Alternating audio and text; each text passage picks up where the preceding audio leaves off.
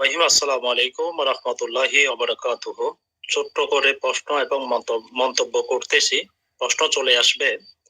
বিষয়টা হচ্ছে ওই যে আমার একজন এই অতিথিবৃন্দ বলেছে মিডিয়া। আসলে অধিকাংশ মিডিয়া যদি গুজব ছড়ায় সাধারণ জনতাকে যদি বিভ্রান্তর দিকে ঠেলে দেয় তাহলে দায়ভার কাকে নিতে হবে? খুনি হাসিনাকে দিবেন নাকি নরেন্দ্র মোদীকে দেবেন?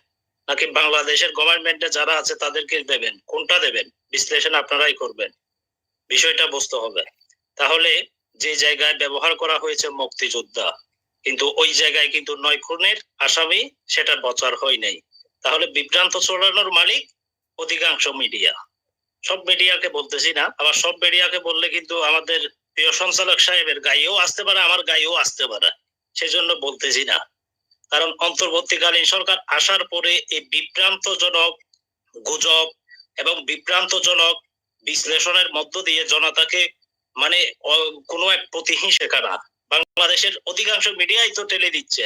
তো এগুলো নিয়ন্ত্রণ করতে হলে কি নরেন্দ্র মোদীকে আনতে হবে নাকি খুনি হাসিনাকে আইনা নিয়ন্ত্রণ করতে হবে? একটা প্রশ্ন।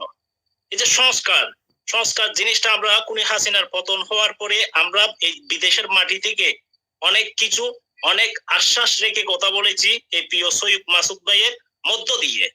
সংস্কার জিনিসটা আজও পর্যন্ত বাংলাদেশের অধিকাংশ বুঝতেছে না। সংস্কার মানে কি? সংস্কার মানে একের পর এক ষড়যন্ত্র। সংস্কারের নামে একের পর এক ষড়যন্ত্র দেখতেছি এবং সংস্কার জিনিসটা আজও পর্যন্ত প্রকাশ করতে পারতেছে না। কি সংস্কার হওয়া উচিত? সংস্কার সর্বপ্রথম যেটা হওয়া উচিত সেটা হচ্ছে রূপরেখা সংবিধানে লিখতে হবে। সংবিধান অনুযায়ী বাংলাদেশের গভর্নমেন্ট আইন শৃঙ্খলা বাহিনী থেকে শুরু করে পুরা আইন শৃঙ্খলা বাহিনী থেকে কেন্দ্র করে সমস্ত হাইকোর্ট থেকে শুরু করে সুপ্রিম কোর্ট থেকে শুরু করে ম্যাজিস্ট্রেট থেকে শুরু করে সমস্ত কিছু সংস্কার করতে হবে। মানুষকে কিন্তু সংস্কার করা প্রয়োজন, কিন্তু সংস্কার জিনিসটা আজও পর্যন্ত লিখিত আকারে কোনো ধরনের প্রকাশ করতে পারে নাই। কোনো উপদেষ্টারা আজও পর্যন্ত এটা প্রকাশ করতে পারে নাই। কি সংস্কার করবে? সংস্কার কিন্তু শব্দ একটাই, কিন্তু সংস্কারে কিন্তু ১০০ শব্দ আপনি উচ্চারণ করতে পারেন। ১ নম্বরে এটা সংস্কার হবে আইন বিচার বিভাগ এরকম হতে হবে জনগণ যেন কোনো ধরনের ভোগান্তিতে পড়তে না পারে, জনগণ যেন সুস্থ ন্যায় বিচার থেকে যেন বঞ্চিত না হয়। সংস্কার এইভাবে ধরে ধরে কি আমাদের কি বলতে হবে? তাহলে সেই জিনিসটা তো আমাদেরকে ভাই এখন দুঃখে দুঃখে কষ্ট দিলেও কিন্তু আমরা কিন্তু না বলে এখন পারতেছি না। সংস্কারের নামে দেখতেছি এক একটা ইস্যু কেন আসবে? খুনি হাসিনার পতন হয়েছে, এই এক একটা ইস্যু দেখার জন্য বাংলাদেশকে এমন একটা প্রতিহিংসার দিকে বারবার ঠেলে দিচ্ছে। এগুলোর দায়ভার কে নেবে? নরেন্দ্র মোদী নেবে নাকি খুনি হাসিনা নেবে নাকি বাংলাদেশের মানুষকে তো এগুলো বুক করতে হচ্ছে? যেমন আমি বুক করতেছি, আপনারা সবাই বুক করতেছেন। বাংলাদেশের 18 থেকে 20 কোটি জনগণ এখন মানে সংস্কার মানেই বুঝতেছে ষড়যন্ত্র।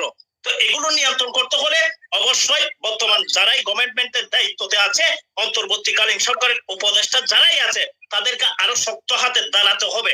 সংস্কারের নামে ষড়যন্ত্র দেখতে চাই না। ধন্যবাদ। আপনাকে ধন্যবাদ দিচ্ছি। আমাদের সম্মানিত অতিথি দেলোয়ার হোসেন ভাই।